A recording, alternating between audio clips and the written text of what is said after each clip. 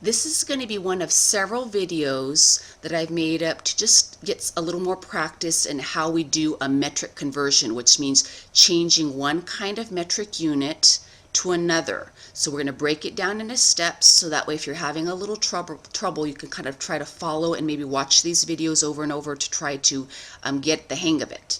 All right, remember in doing our conversions, in our notes we have these abbreviations. We have our root word abbreviations. We have little m for meter, little g means gram, and then L is liter. Those are our main root words. We also have prefixes that we attach to the fronts of these that change their number meanings.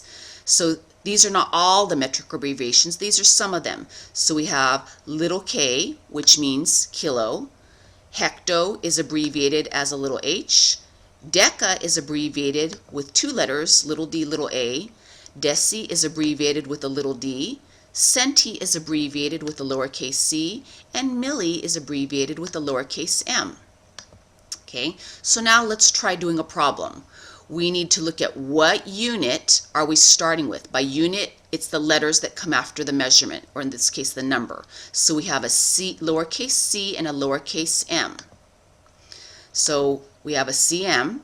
So when we have a letter to the front, the first letter is going to be an abbreviation for a prefix. So in our prefixes, we see a c right there. So c is short for centi. Okay, now the last letter is going to be the abbreviation for the metric root word. So M is a meter. So if we put that together, C for centi, M for meter. So cm that we're starting with is short for centimeter. So now we need to look at what unit are we trying to get our answer to. And we see the letters right here are little m, little m. So again, looking back at our notes on root words and prefixes, the first letter here, the prefix abbreviation, lowercase m, is right here. It's short for milli.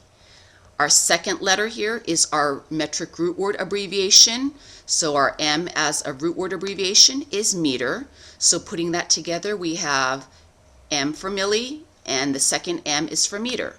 So little m that we're trying to get to is millimeter. So now we can use the steps that we have in our notes to go from centimeter to millimeter. So now we can find centi and milli in our steps. Centimeter, centi anything is right there in our staircase. We want to get to millimeter. Milli anything is right there in our staircase. So they're right next to each other. So to start at centi and to get to milli, notice it's just one jump, and the direction it's going is to the right. So going from centimeter to millimeter is one jump to the right. So that's what we're going to do with our decimal point. Right there, the decimal point that we're starting with in the problem. One jump to the right. So one jump to the right puts the new decimal point between the 5 and the 8. So there's our new decimal point. We can't have two decimal points in our number there, so we have to get rid of our old decimal point. So now all we have to do is transfer this new number to our answer line. So it's going to be our 5.89 going right here. We can leave the 0 there in front of the 5, but it's best to drop it off. So there we go, 5.89. We started with our original number in our problem as 0.589 cm, and we just figured out that it is equal to 5.89 mm or millimeters.